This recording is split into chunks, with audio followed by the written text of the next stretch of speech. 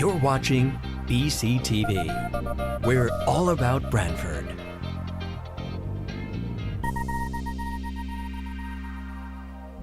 You're watching BCTV, Branford Government Television, a service of Branford Community Television. This program is brought to you in part through the support of the town of Branford.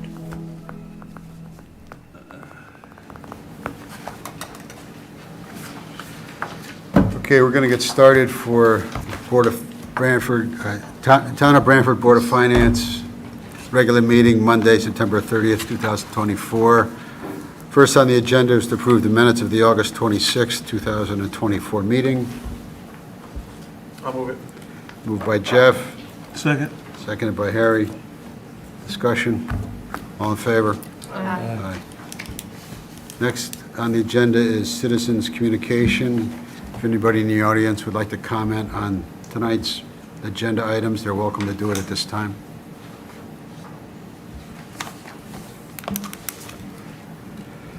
Okay, next is item number 3, is to hear a presentation for fiscal 2023 audit by Clifton Larson Allen, LLP, our auditors.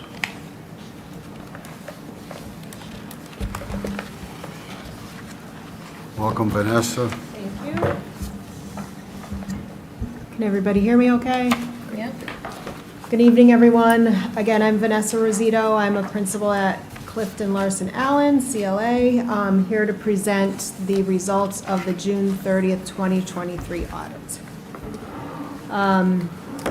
So just for the agenda tonight, I'll go over the terms of the engagement, executive summary of the results, some financial highlights of the financial statements. I'll go over highlights of the federal single audit, then the state single audit, the management letter, summarize the governance communication from CLA to the Board of Finance, and then lastly wrap up with just letting you know about some upcoming GASB pronouncements. So as far as of the terms of the engagement, we were hired to express opinions on whether the basic financial statements are presented in accordance with generally accepted accounting principles. We express an in relation to opinion on the schedule of expenditures of federal awards and the schedule of expenditures of state financial assistance in the federal and the state single audit. We express an opinion on the compliance related to the programs that we test in the federal single audit and the state single audit. We provide a report on internal control over financial reporting and compliance with laws, regulations, contracts, and grants. And lastly, provide a report on internal control over compliance related to the major federal and state programs that we select for testing. So on slide 5, the summary results of the financial statement, we have issued a clean opinion, an unmodified opinion over the town of Branford's 6/30/23 financial statements. This is the best opinion that you can receive. It means that everything is fairly stated in accordance with our accounting standards. We did have a finding on internal control related to the financial close, just because of the timing of the financial reporting close, because the audit was submitted late. And there is some comments in the management letter that I'll go over later related to that. As far as the federal single audit, we issued a clean opinion over all of the major federal programs that we tested. We did not have any compliance findings on those programs. We did have an internal control finding, which I will go over in more detail later. The state single audit, we issued a clean opinion on the major state programs that we selected for testing, and we did not have any compliance findings or significant deficiencies. On slide 7, just some high-level financial results. So this slide presents on a full accrual basis all of the funds of the town aggregated together. So the capital assets are brought onto this presentation, and also all of the long-term liabilities. So just comparing 2022 to 2023, the only item that really stands out to note, well, a couple things, is the increase in your long-term liabilities from about 131 million to 143 million.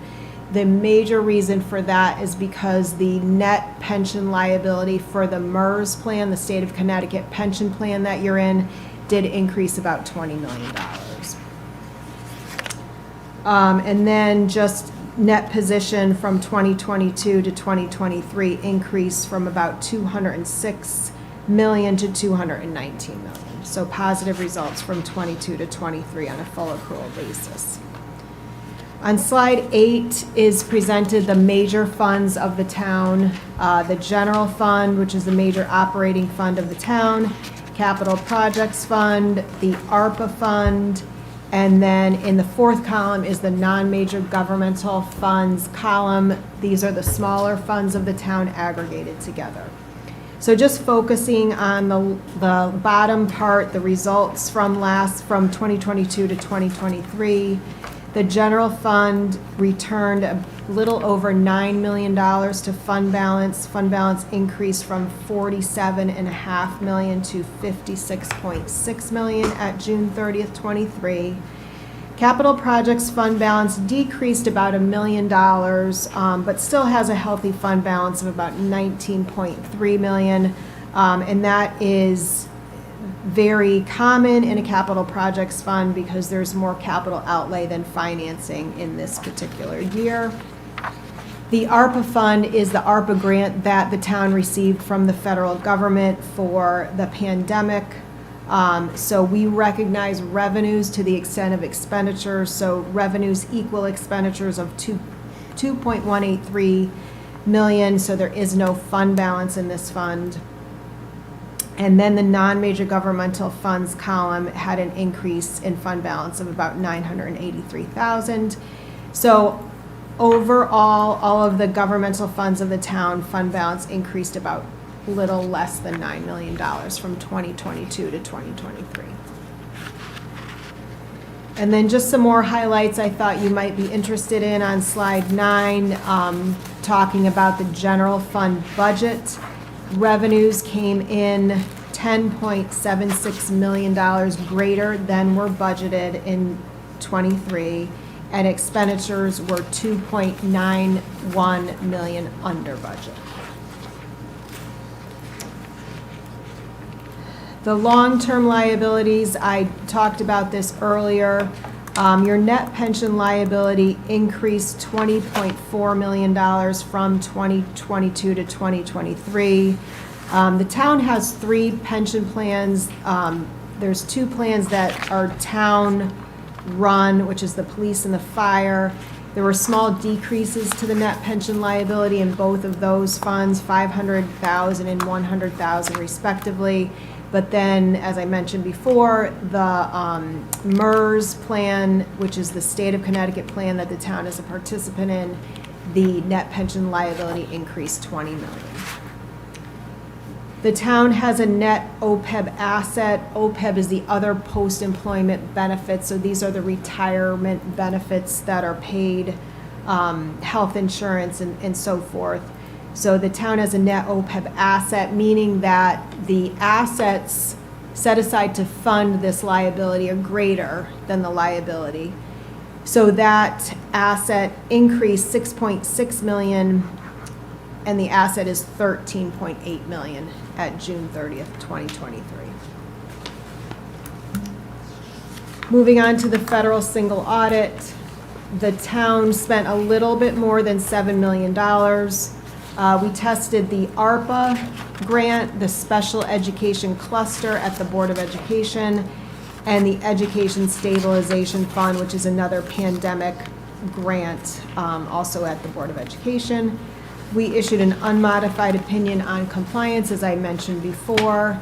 We did have a finding over internal control over compliance, and this was a very common finding in a lot of my clients in June 30th, 2023.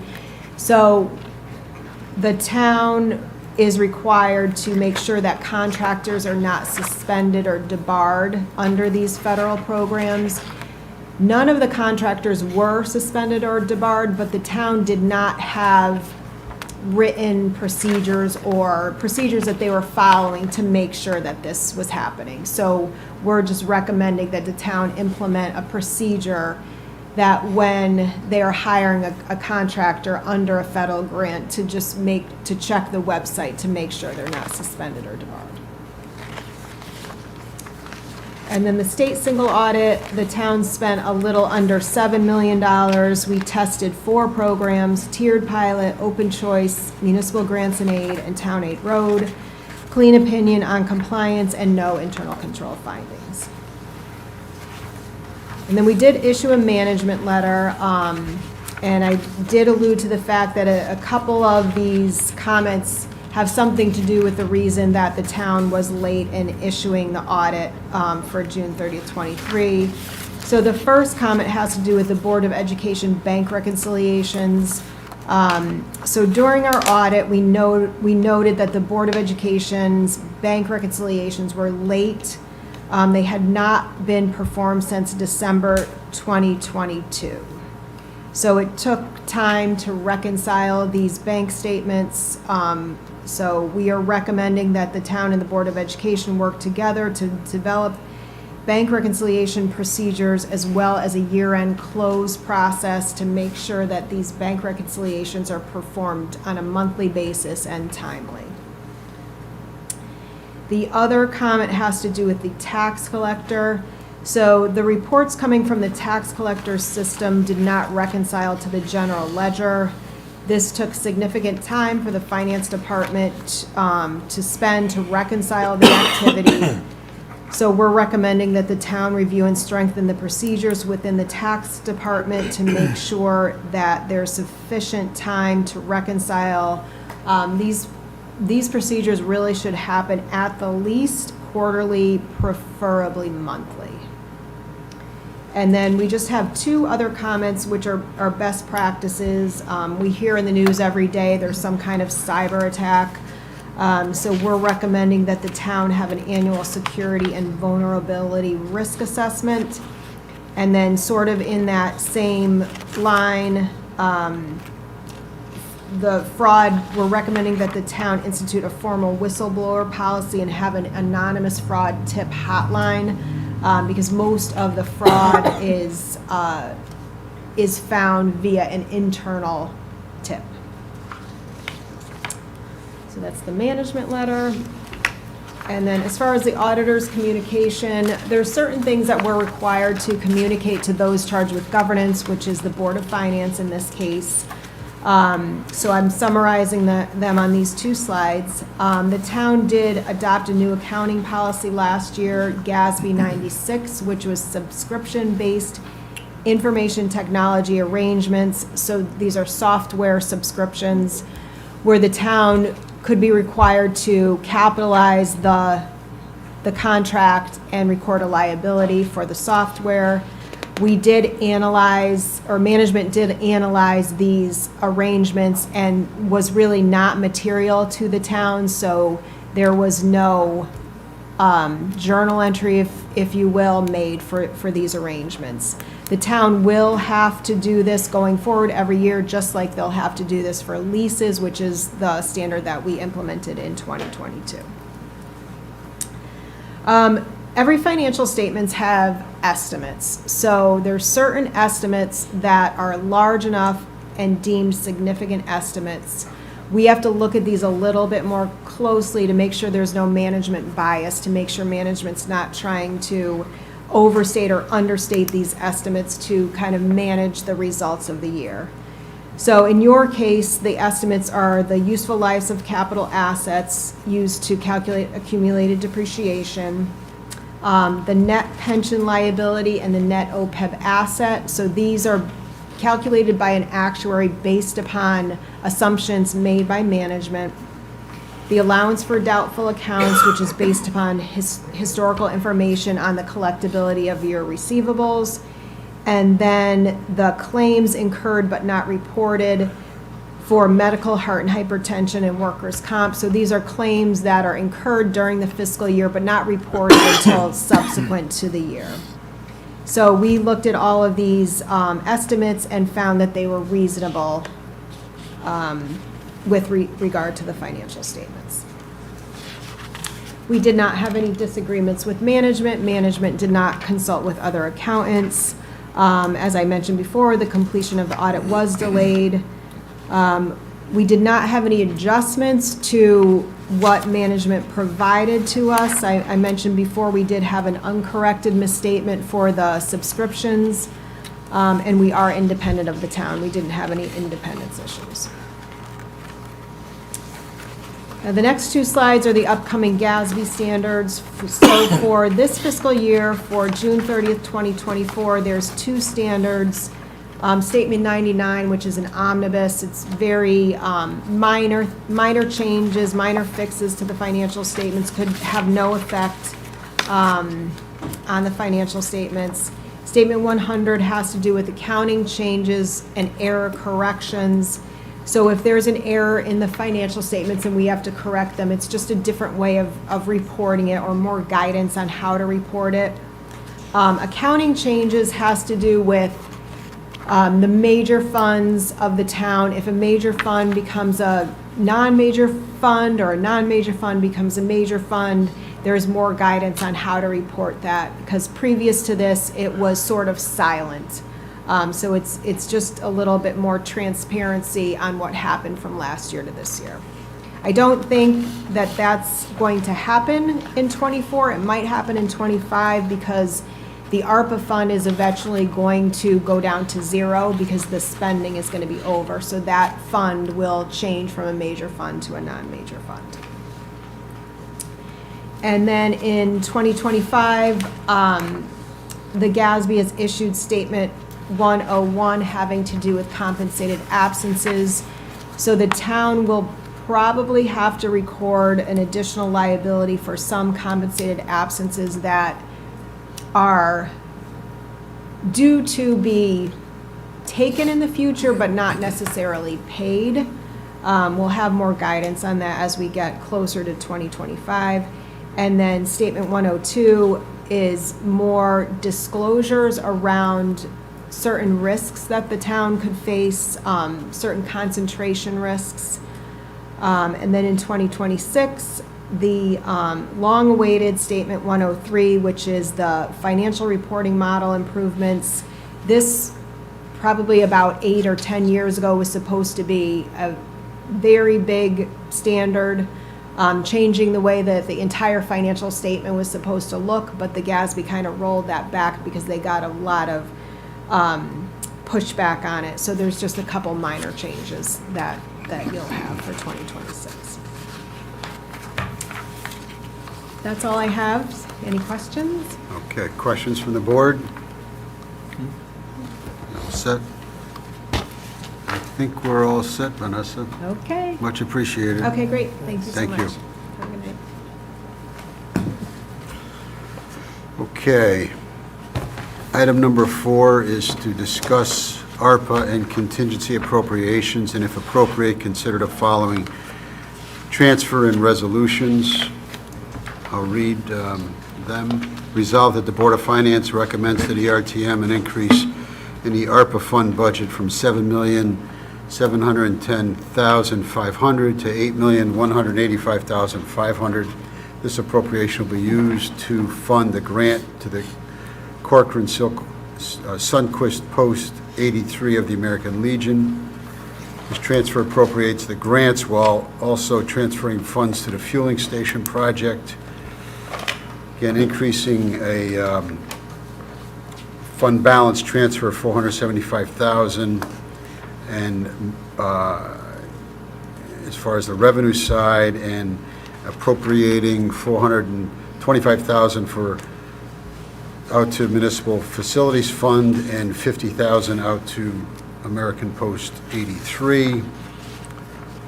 And then within the general fund, two other, there's a transfer from contingency of $275,000 for the fueling station. Again, transferring that out to the Municipal Facilities Fund. And with regards to the Municipal Facilities Fund, Transfer reflects the changes in the fueling station's project revenue sources, reducing the bond authorization, replacing it with funds that are transferred pursuant to the previous transfer, moving $700,000 into the fund is essentially what it's doing. Jim, you gave us a letter on this. You want to expand? Sure, thank you, Joe. So what we're trying to do here is address a couple things. The first was some of the previously identified needs. In one, you may recall that last Board of Finance meeting, you received a letter from Branford Interfaith Housing Corporation, and then you received a letter from Corcoran Sunquist Post, basically identifying capital needs that they had, but they were unable to effectively address because they weren't able to do fundraising. And so, so we're starting to wind down some of our ARPA appropriations, which is a common theme on both these items. And so when we were trying to come up with what would be a reasonable donation to the Post, reached out to the town of Madison, and they were just shy of $50,000 for both their VFW and American Legion. And so, and that's somewhat consistent with what some of our other smaller appropriations were for some of the other nonprofits. So, so the administration is putting forth $50,000 for that. And the other is it's somewhat of a common theme, and that's to reduce future bonding authorizations. Some board members may recall when we did the $1.1 million for the fueling station, which is now operational, I think, as of last week, out in the back here. There was a lot of discussion over how we were financing that, because at $1.1 million, arguably it could be a large pay-as-you-go project, which means you're paying for it with current dollars or fund balance, or a small bonded project, which means that you would be borrowing for that. And so what this does is it does reduce the amount of bonds that we would necessarily have to authorize by $700,000. We're using, we will bond a small piece of it in October, which is next month, and starting tomorrow.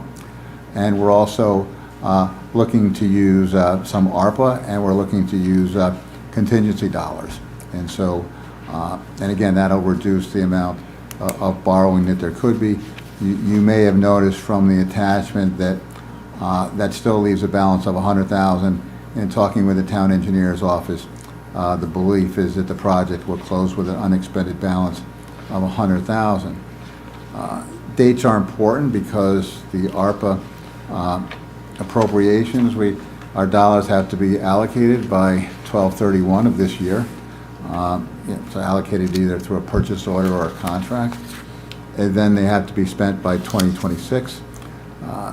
This $700,000, I'm sorry, this $425,000 that's going into it, these will be spent right away. So those ARPA funds will be spent right away. A little preview for a future meeting, we're probably going to try to close out some other ARPA projects and maybe reallocate some as well. The key is to try to do it in a way so that we're not giving money back. So, so again, this addresses one of the area nonprofits that identified a need. Branford Interfaith Housing is on hold for now. We'll see if we have to do anything next month. And we're reducing the amount of debt that we'd have to issue for the fueling station by $700,000. Thanks, Jim. Questions from the board on this?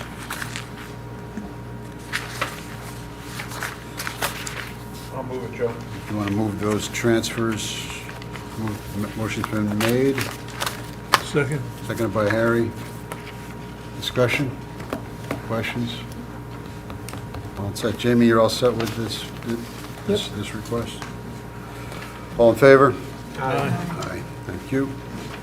Next, number 5 is to discuss appropriations for the fire department items and consider if appropriate the following transfer to hire additional EMTs in 2025 from the contingency fire, $517,000 to $623,000, going into Social Security, $19,147, retirement, Municipal employees, $220,773. Transfer out workers' comp, $57,383. Health insurance, $220,320. In addition, there's additional, why don't we take these one at a time here? Jim? Okay, so I'm going to go before the fire department, that's fine? No, you'll take the, okay, that's Yeah, fine. Yeah, no, that's fine, I'm ready. Sorry, you're up. All right. You're chief talking tonight. So during the fiscal '25 budget presentation, you approved the lump sum to go into contingency where it currently resides in our budget. Tonight, we're asking you to move the money from that contingency line to the right buckets. So the various line items, regular salary and wages, overtime, vacation, holiday pay, replace sick, and uniform and clothing. This is, we did finalize an MOU with the bargaining unit. We made some assumptions based on the replace sick account, which is what we usually do. We budget for about 8 because they essentially get 6 days contractually between personal days, and if they don't use any days, they get another day about every 4 months. So these are the numbers that we verified them based on our needs and what we had spoken about during the fiscal '25 budget year Okay. presentation. Questions on this transfer? So have we hired the 16? We were in the personnel? process. You're in the process. Yeah. We figured we had to get this done before we actually hire. Yeah, good idea. We did have a robust application process, so we have some, we think, excellent candidates to choose from. So we're starting interviews Wednesday. So you'll be able to fill all those positions? We will. Excellent. Thank you. Okay. Other questions on this? I'll move the transfer, Joe. Okay. I'll second. Been moved and seconded. Discussion? All in favor? All right. Okay. Next is the transfer for fire apparatus for $500,000 from contingency. Again, this is for fiscal '24 into the fire apparatus fund. Jim, what's the contingency balance in for '24 at this point? Sure. The contingency balance, assuming all the items on tonight would be approved, would be $352,022. Thanks. Okay, so, Mr. Chairman, can we have a clarification on the motion sure. that just took place? Was that item 6 or was that item 5? No, that's there's actually, that's the second part of 5. Okay, So it's really that 500,000. There's, within 5, there's actually three transfers. We're taking them separately, okay. because they're for different fiscal years, too. So So that's the 500,000 out of contingency and for the apparatus fund. Chief, update on the apparatus fund? Yes, so as I've mentioned over the years, we're up against that wall where we had purchased back in beginning in 1997 through 2001 4 major pieces of fire apparatus. Those 2 of those apparatus are now approaching 28 years old. The others are right behind them. The useful life of a frontline, and then these are all frontline pieces, there's no reserve pieces that we're talking about. And by frontline, I mean, yes, they are volunteer units, but those volunteer units are on the front line of our operations. So, there's a couple of things going on. Obviously, post COVID, we've had a very big inflationary environment. I think the ARPA funds that you just mentioned and other government money has flooded our municipalities with cash that they started to spend. So all of that supply and demand stuff went up. Apparatus, we're looking at like 40% increases in cost. If you remember, in 2018, we purchased engine 5 down in Stony Creek. That was $535,000. That same engine today is $1.1 million. So there's the money end of it, and then there's the time frame. So we're also looking at delivery times that would have been a year from the time we signed a contract to up to 3 years or more now. So we're trying to get ahead of that, and we do need to replace, for instance, engine 1, which is the frontline piece, has about right around 85,000 miles, if I remember correctly. So that's our newest piece that runs constantly. We're running into a lot of very high repair costs. The 1997s, we just replaced the transmission at almost $13,000. We're waiting to get the bill for the head gasket, and we need to keep these in service until we can get them replaced. So the other one that we had purchased isn't due, which is engine 1's replacement that I just mentioned. That's not due until next November. So what we'd like to do is get the order in for the apparatus that we had hoped to had funded during the presentation for fiscal '25. That number was cut, and the board asked us to come back when we had a number. So I'm back with the number, and it's the $500,000 that you cut from that. We have a we worked with our vendor. We went onto a national bidding platform, Sourcewell, and these numbers are all pretty consistent with what my fellow fire chiefs are seeing in the area. So we'd like to get that funded tonight, but at the suggestion of Director Finch, we also looked at the overall plan and thought it would be best to kind of look at it in the whole. The ladder truck's another one that it's coming due. It wouldn't. I had it originally scheduled in the 27-28 timeframe, but again, lead time's up to 3 years. If we don't get it in the queue now, we're looking at both time frame and price increasing. Now, there could be some price increasing even if we order it based on the contractual language. I want to be fully transparent that I believe it's item 10 in here, and I'll pass these out for you. Brian, you want to pass these out? So this is the whole contract, the whole truck, the whole thing. So if the producer price index, and this is on the second page of the contract, if the producer price index of components for manufacturing has increased at a compounded annual growth rate of 5% or more, between the month Pierce accepts the order and a month 14 months prior to the predicted ready for pickup, then the pricing may be updated in an amount equal to the increase in PPI over 5% for each year or fractional year between the month, et cetera, et cetera. You can read that, but I just wanted to be clear. There is a 7% price increase that'll take place in November, so we're trying to get ahead of that at least. But if we get it in the queue, we stand less of a chance of having that annual 7% increase that they have. It's been pretty consistent between 7 and 7.5% annually. And that's what this 500,000 would fund? Yes.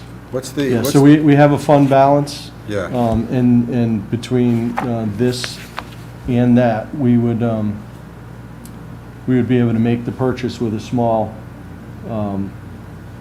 carryover into the next fiscal year.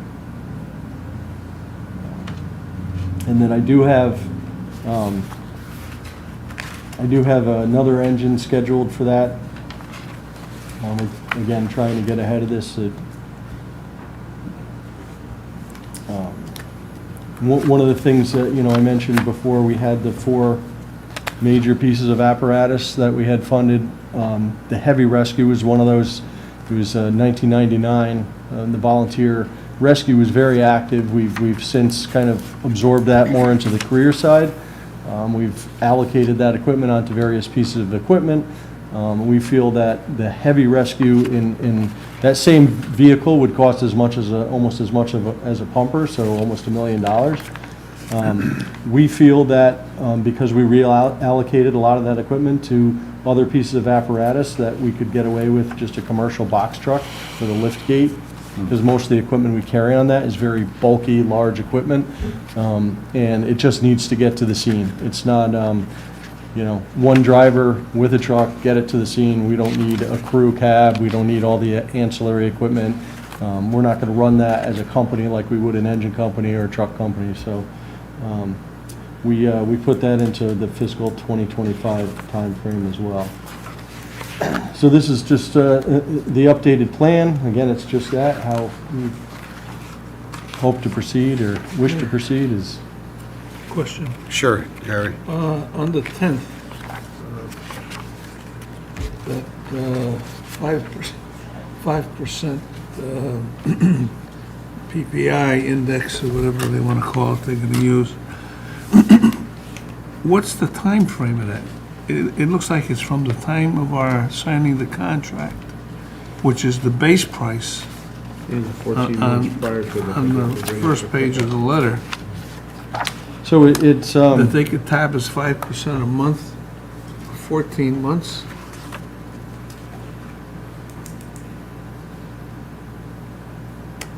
annual growth rate 5% or more between the month Probably like we a accept it, $1.25, they could probably get into us. in a for. month 14 That's months what I prior than the calculated. predicted delivery date. So Jim, any comment on that? No, I don't know if I had the full contract. I think I had the, one of the It's other. always the last page, right at the end, they tell you that, put the little thing in there. I calculated like Page about, 2. to me, like $1.25 it could be up to if it really held to us. I'm thinking, I don't know. So it's 5% a year, so it's not 5% a month, right? no, not a month. What's the PPI now, Ed? What's our base?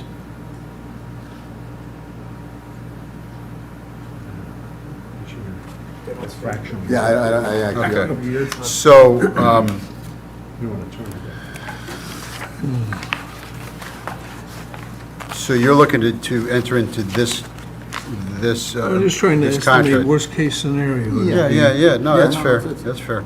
You're looking to sign, to enter into this contract prior to the end of November? Yes. Okay. And now where does E1 show up on this replacement Well, plan? so essentially, Joe, this engine's going to replace the current engine 9, which has been running as a volunteer. We're going to be staffing that truck with career staff. So the truck that we're hoping to purchase tonight would be that truck. The commission had voted after the purchase of engine 5 that moving forward, the volunteers would get engine 1 moved down. So we'd be essentially purchasing, engine 1 is currently ordered. We're not expecting it until November. The current engine 1 will start at engine 9 to replace that until the truck we're asking for tonight comes in about 3 years. And then eventually, what I have here as engine 2 would be, it would go to the busiest career engine, and then that engine would get handed down. So, we have 5 frontline engines right now. We've only replaced, currently engine 5 is the newest, is 2018. We have engine 1 on ordered for the current 2015, or the 2015, right? Engine 1. And these are replacing 2 1997s and a 2001. So I have a question for clarification. So you purchased engine 5, which is a 2018. That's the latest purchase. We have a truck in the pipeline that we pre-funded. It's due next November. That's the new engine 1. This will be a new engine 1 3 years down the road. It's actually going to be engine 9, Jeff. Right, okay, yeah, I follow you. So, because we're going to staff, Right. engine 1's our only career staff. Correct. We're going to be staffing 2 under this new model. Right, right, no, I understand that, I know we That's what approved that's that. going to be. So, I gotta just, a lot of activity going on in your department, you know, with some consolidations and stuff. What's happening to Engine 4? So, That under the new staffing model, the 3 Uptown volunteer companies, 2s, 4s, and Indian Neck have combined. Eventually, Engine 2, the building, Engine 2, and the company, that building can't house a modern fire apparatus. Correct. So Station 4 can still do that. So our latest thought is eventually they're gonna have to consolidate down into Short Beach, and Station 2 would be closed. So those 2 engines can't go into that building, so one of those engines got to go away, is that correct? Yes. So we won't have to replace either 2s or 4s somewhere down the road. Well, eventually we'd like to staff that eastern station too, Jeff, so Well, that's. I understand there's a lot of big plans, but we're But also that's- talking a lot that's of what money it- that we're turning from paying cash into bonding. Right. And I'm not against what you're trying to do, I'm just trying to get a better understanding, because it seems like it's a lot of, you know, chess pieces. I mean, what's Engine 7 do? Engine 7's our current spare for Engine 1, so whenever Engine 1 goes down, Engine 7. The other, it's also, if Engine 1's committed, the current firefighters on the rescue or the ambulances, if Take that a truck. need comes in, they take that. There's no more Engine 8, correct? Engine 8's gone. Engine 6 is gone. Engine 6 is gone. Right. And when we purchased 5, we sold that other truck off? We did. Okay. And the plan is no longer will the volunteer companies get new apparatus. And I agree They're with that, gonna- you they're hand-me-downs. know, break them in uptown and Yep. fund them, you know, funnel But them I want down. to talk about, the new trucks we're buying are paramedic units too, though, remember? So that's a little, So I guess- around the cost of that too. The biggest concern to me right now is that Drugs. the whole fleet is regularly going out for repair. Even Engine 1, which is one of the newer, we just had to replace the steering box on it. All of these are pretty expensive because they have to take everything apart to get to things, so it's ours.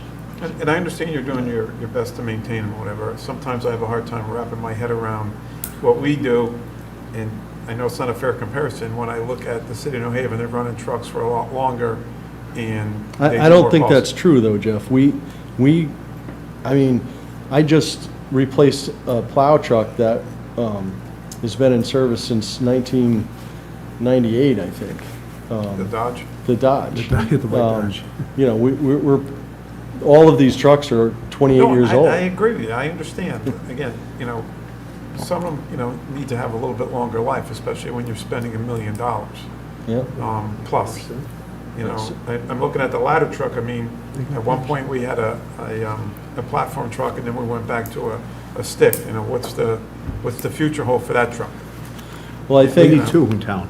I think what the future will hold for that is, now, we don't follow the NFPA standards, like it's not a law, right? But it is a national consensus standard, and the consensus standard for fire apparatus is 20 years as a frontline piece for a fire engine.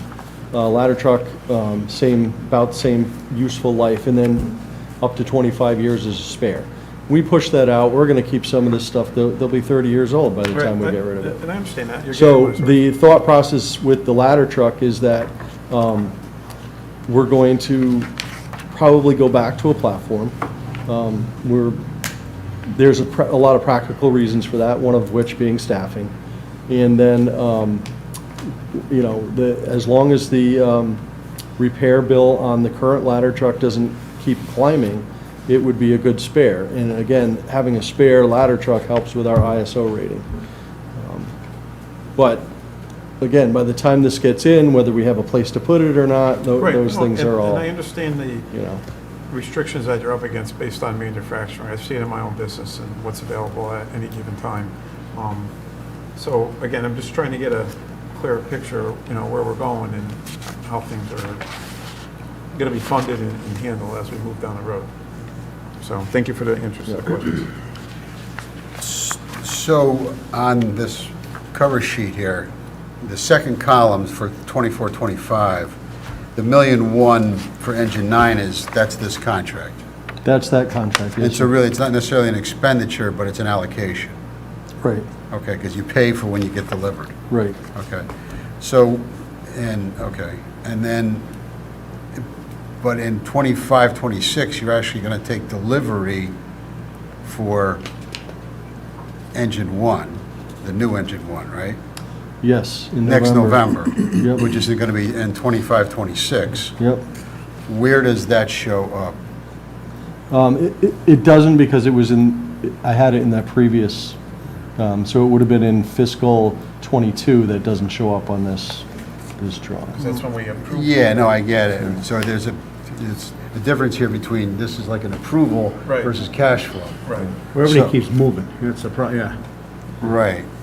But if you lose sight of the money we already appropriated, it doesn't show up here. I think that's. That's right, what that's you're- right. I know what you're saying, yeah. So in this 2,000,003 that's in the 24, 25 column, is that just a dream, or what is that? Well, that's just a dream, Joe. Because that hasn't been requested. No. Okay. Okay. It may be reality, That's what we right? got, that's what we got bonded in next year. That's what you're going to ask for, is what you're saying. Well, those are the numbers that, The numbers today. because- that we would need to make this work, right? So, Right, but it shows that you it's know, in 24, when I 25. first started this, Right. and I didn't want to be the one to be up against Is this coming up and Finch asking for you're 4 getting pieces of involved in this apparatus, one Well, after the other. yeah, I guess I could plead some guilt to this. So basically, if we take a step back, there's a couple things at play here. One is that prices are escalating and lead times are increasing, right? So that's sort of what the environment is. Our funding model worked when lead times were short and prices were stable, okay? And so our sinking funds function much like, and I'll date myself when I say this, what a Christmas club would be. You know, you save up money for 11 months and then you get it on a 12th month and you go Christmas shopping. Well, now, things are getting so expensive over the prior 11 months that we're almost doing what some in the banking industry would call a reverse Christmas club. You take out a loan in November, and then you spend the other 11 months paying it back. So when the chief was saying this to me, there was two things that came to mind. And one was the recollection that the board reduced the pay-as-you-go capital request by $500,000 at the time. And I think the thinking, and we've expressed this, was that we would go back and look and see where we are at the end of the year, and if possible, appropriate dollars from existing funds. So taking the $500,000 from contingency does that.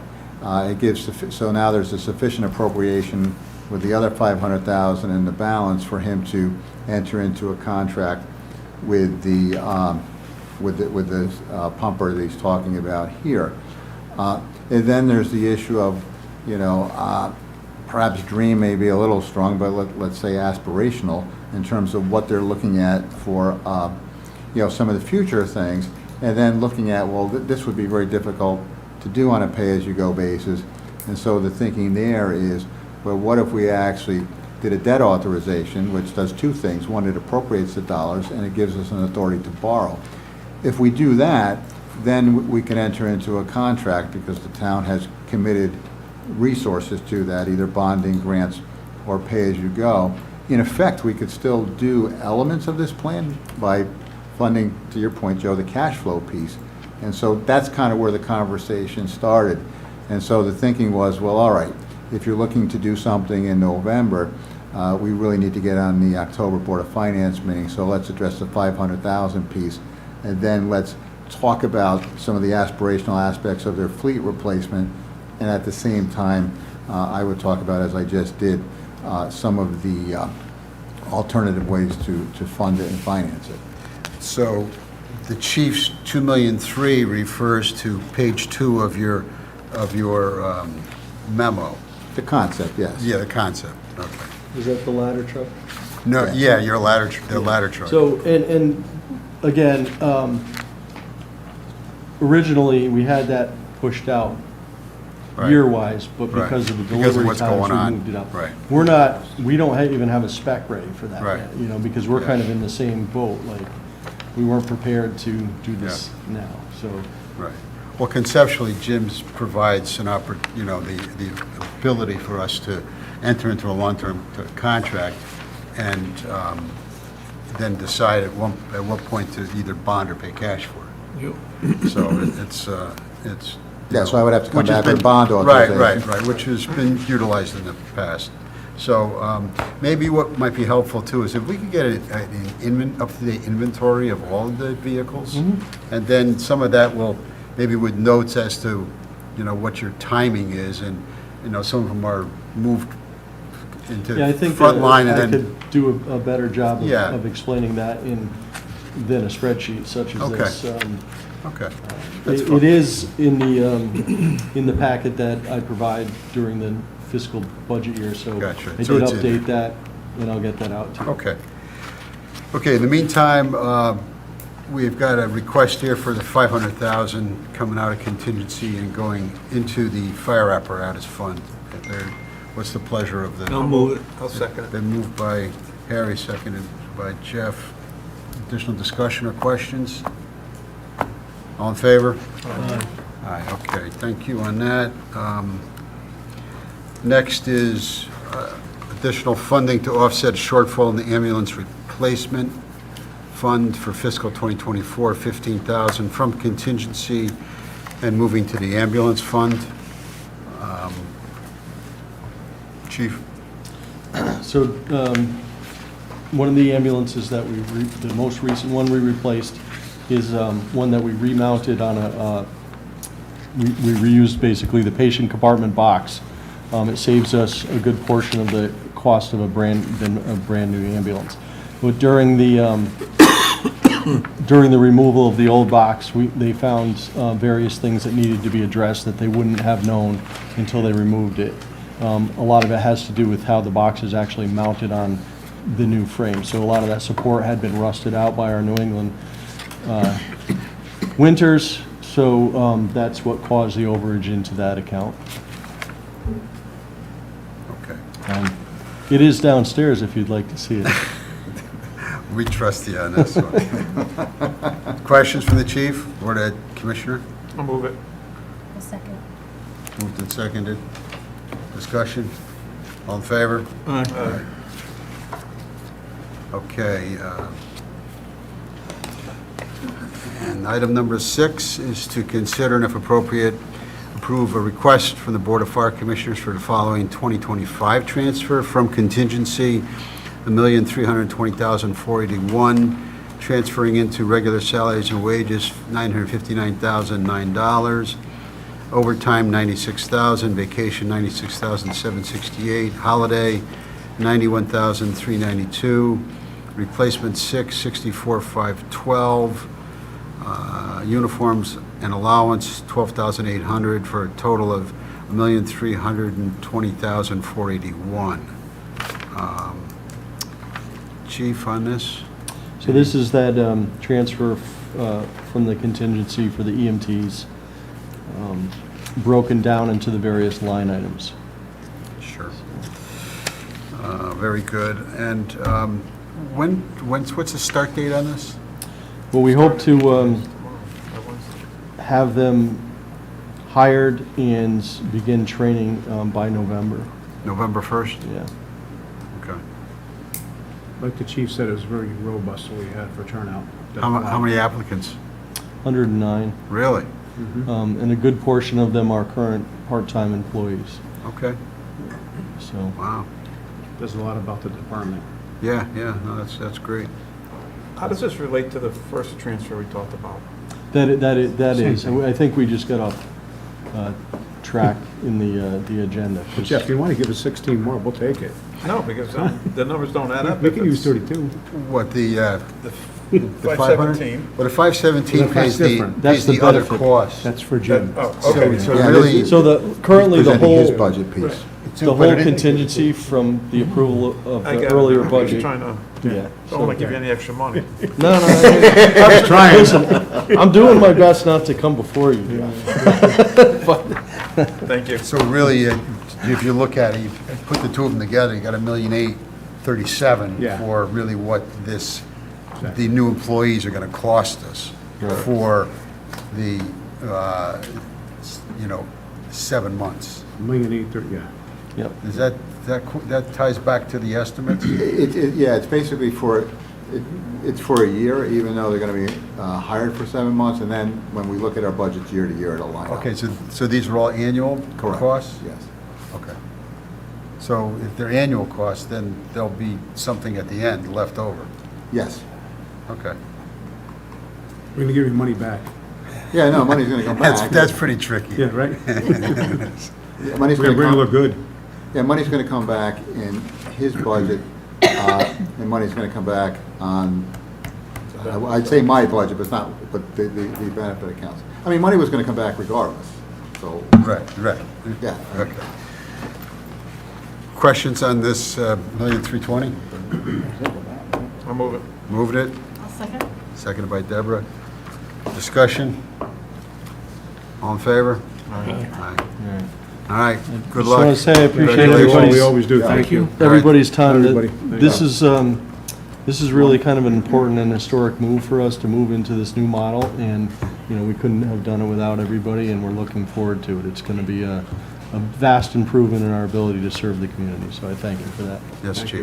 Chief, Mr. General. Yeah, you won't have as big of a Chief, gap in the revalue area. We'll see you in March. One. who's left to manufacture fire, you know, the fire There trucks? are several manufacturers. stuff out there, We're trying to Got anything else, though? keep things a little bit consistent for parts-wise and whatnot, Yeah. and, you know, we're not buying the Cadillac, but we're not buying the, you know, the Okay, I got it. Okay.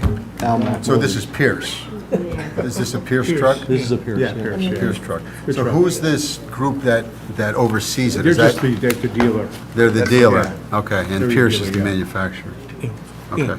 Give you like a I'm McDermott for just Chevy. interested in how Right. many manufacturers are left in. Right. Yep. And Jim, you had a comment?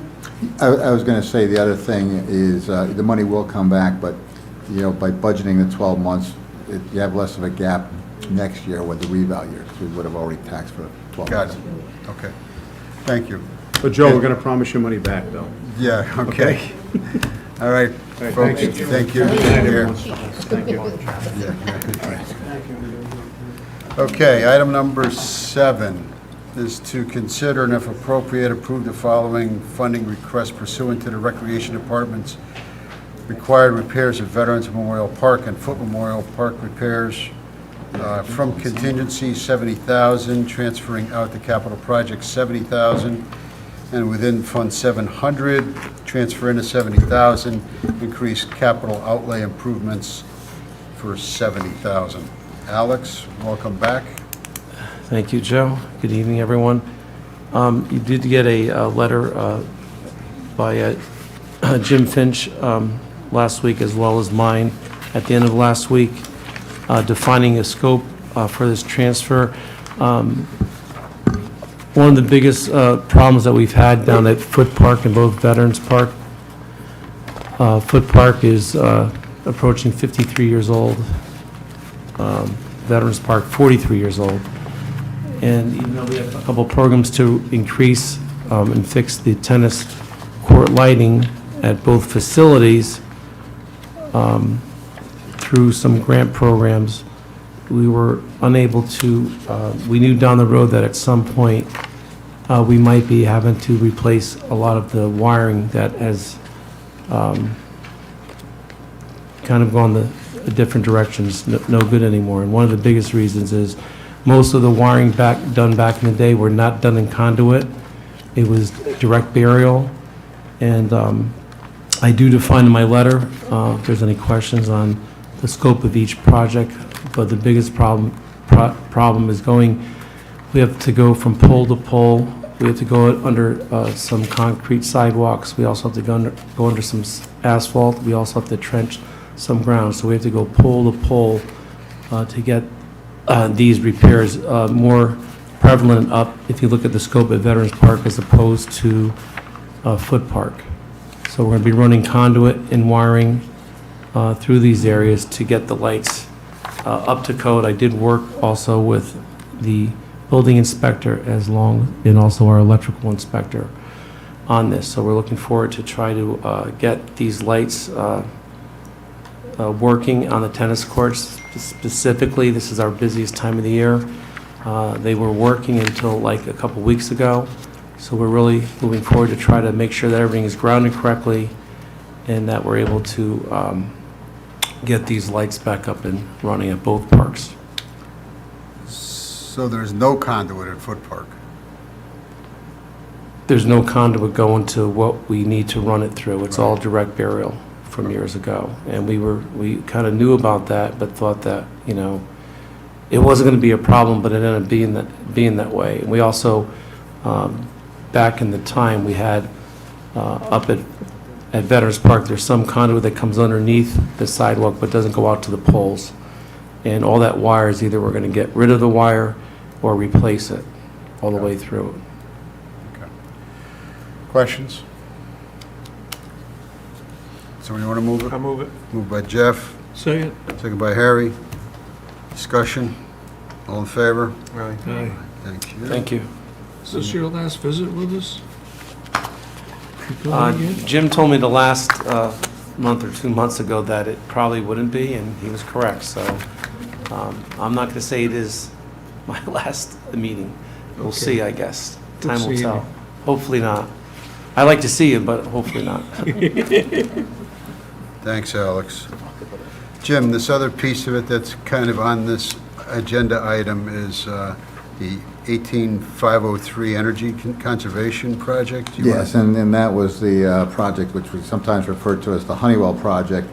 It was done back in 2018. We did a number of energy conservation measures. Many of them were done at the school, some were done at the town, and we had amended that to do, you know, a lighting project basically back only a few years back, and that's when the Branford football field was relighted. And then there was money to do the tennis courts at Betts. I believe that the new lights are in, but then there's issues with the, as Alex pointed out, with the conduit.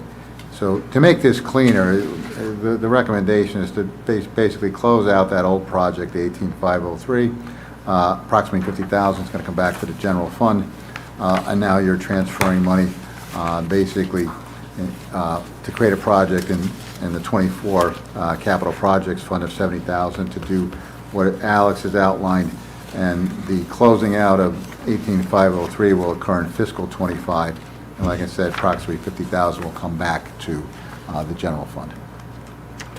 Okay, so that resolution is resolved that the Board of Finance recommends to the RTM that Project 18503 Energy Conservation be closed out, and that all surplus funds remaining and the project will be returned to the general fund. I move it. Moved by Jeff, I'll second. seconded by Deborah. Jim, clarification, part of that presentation, I believe, was that there would be some type of monitoring on that for savings. How does that, do we get reports on that, or how does that play out? Yeah, basically, the energy conservation and measurement focus was for 3 years after it was installed, and we did get reports from Honeywell and also verified by, well, it's called Energia now, but I believe the company is called ECG prior to that. Okay. So there has been, you know, they did verify the savings. Thank you. So, All and we in also fa- got grants from the utility companies as well, so Right. they wouldn't give us the money if they weren't seeing. Incentivized, right. Yeah. Okay. All in favor? Aye. Aye. Thank you. Okay, item number 8 is to consider and if appropriate, approve the following transfer from the finance director as follows: from contingency, $5,984 into overtime, $5,984. Jim has provided a letter explaining that. Jim, you got any other comments on that? No, and basically, this transfer is really kind of consistent with the material you had in reviewing the audit, in which, you know, the finance department spent, you know, time, Catherine specifically, with the tax office and the Board of Education. The Board of Education did reimburse us for Catherine's time. That came in as a revenue. The other thing is, it's important to remember, is that Catherine's position can earn compensatory time off. So in other words, you know, you work overtime, you take time off, or if it's unable to be used, then it gets paid out. And so, given the time, it didn't make sense for her basically to take time off, because you know, she'd be, for example, if she was working at the schools, and then takes time off away from the finance department, you could see where that doesn't really work for us in terms of what our workload is. So thankfully, the contract also has language that says, you know, you could also get paid out. Got it. Questions? Somebody moved by Jeff, I'll second. seconded by Pam. Discussion? All in favor? Aye. Aye. Again, thanks, Catherine, for all the work that you're doing to help out on things. Much appreciated. A voice from the wilderness. Item number 9 is to consider a request from the Assistant Finance Director to implement a purchasing card program for the town and Board of Ed through Bank of America, and to approve the following resolutions. And I'll read those. Resolved that the Board of Finance authorizes the Finance Director to enter into an agreement with Bank of America to provide P-card services to the town of Branford with a maximum spending limit of $90,000. This program will be administered by the Finance Department, and the complementary resolution is resolved that the Board of Finance authorizes the Chief Operating Officer of the Board of Ed to enter into an agreement with the Bank of America to provide a P-card services to the Branford Board of Education with a maximum spending limit of $50,000. This program will be administered by the Board of Ed Finance Department. Jim, I'm sorry, Catherine, this is yours. This is mine. Back in 2006, this board approved a resolution allowing the town to enter into an agreement or to apply for credit cards for specific positions. Over the years, we've come back to the board, whether it's increasing positions or increasing limits on certain credit cards. There was a temporary authorization during COVID for members of our office. We were notified, I'm going to say a couple months ago, by Bank of America that they were getting away from that. They were moving people, all municipalities, to purchasing cards. So we reached out to several banks to do due diligence to see if they could find another banking institution that would do a credit card as opposed to a P-card program. The major difference between the P-card and the credit card is that the credit card is person-specific as well as limit-specific. The purchasing card is town or Board of Education in this case. They give you a maximum aggregate spending limit, and then the town finance department and the Board of Education finance department would manage who gets cards and what those limits are, as long as it doesn't go over that aggregate limit. The reason I have included the Board of Education, I thought it was easier to do one letter. However, if you do have questions for the Board of Education, the Chief Financial Officer, Blaze, is here if you want to ask him any questions. But we're looking to literally manage it as if it's a credit card. It's just that it's the P-card program. Okay. Questions from the board? You said a certain amount of employees, is it certain employees that are gonna get It's, it, or? we did positions. We originally, when we got the approval, was person-specific as well as position-specific. But then I had to come back as people were retiring, leaving the employment. So now it is position-specific. But if this is approved, it would be up to the finance department to decide what positions have what limits per credit card. So, you know, we might take our current purchasing clerk has a $10,000 limit. We find that sometimes it is, she's using the card so often, we might have to increase it to 15. But that type of management is done on a finance level, as opposed to having to come back and go to the Board of Finance as well as the bank to make those changes. Sure. How many cards do we have on the town side? Currently, we have 7 cards. One was a temporary card issued to Jim during COVID. So I'm going to say 6 that are regularly used. Active. So Exactly. And we do have procedures in place. You know, we still get approvals ahead of time unless it's an emergency. Okay. It's really for ease sake. There's so many things that have to be done online now. You know, cost efficiency. ordering something Sure. from, Amazon. Amazon is a lot cheaper than, if you have to go through Dell directly sometimes. Right, sure. Okay, and Blaze is here, the COO of the Board of Ed. How many cards do you have now? We have one card Oh, right one now. card. Yeah, Okay. yeah, it's very limited. Superintendent, we plan on the P card system to keep it very similar to our current structure with very few, but it is, as Catherine mentioned, it'll be slightly easier, so we'll probably split in the new model and have 3, one for the central office, one for the technology department, and one for a program that's at the high school. And that'll be it. They'd be managed by you? It'll be managed by our office, yeah. Okay. We'll end up we have fairly tight controls. We're a little over. This limit is over on our current kind of even near threshold on how we use it, but it's since we have such better controls through the finance office on this, instead of a credit card, we can really kind of control it a lot easier, so a little more comfortable having a credit limit at a higher dollar amount. Okay, thank you. Okay, questions? Somebody want to move these items? I'll move it. Moved by Jeff, Second. seconded by Deborah. Discussion? All in favor? Aye. Aye. Okay, thank you, and Blaze, good luck on the audit recommendations as well. Thank you. Okay. We are quite on it, and it really is a huge thank you on the partnership with the town. Catherine, as you know, has been a huge help on many projects, and Jim too, and we're working really closely together, and it's making things run really great. So it's a huge thanks. All right, good to hear, thank you.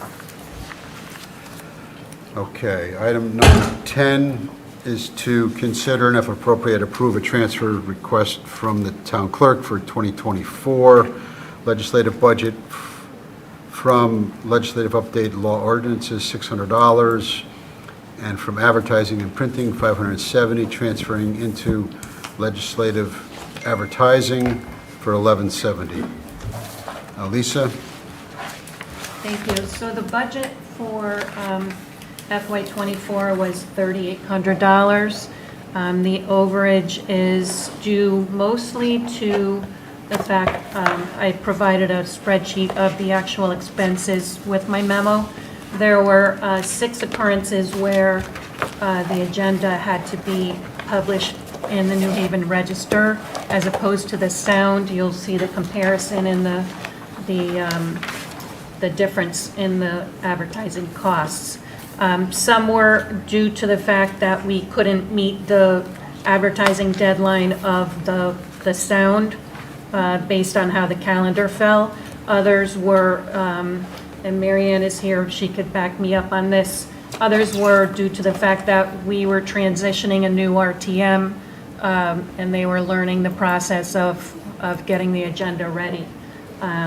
So that came into play as well. We also had several new RTM representatives that we ordered nameplates for. The nameplates were $238, and because this encompasses advertising as well as printing, those plates went under that account as well. So the gracious town clerk that I am, I'm giving an overage from the town clerk budget for advertising of $570 to offset this overage, as well as from update law ordinances, which is a line item in the legislative budget. Thank you. Questions on this? I'll move it. Moved by Harry, Second. second by Jeff. Discussion? All in favor? Aye. Thank you. Thank you. Okay, thanks, Lisa. With no other business to come before the board, I'll entertain a motion to adjourn. So moved. Motion's been made. Seconded. All in favor? Aye. Thank you. This program was brought to you in part through the support of the Town of Branford. Watch town meetings and other videos on demand at BranfordTV.org.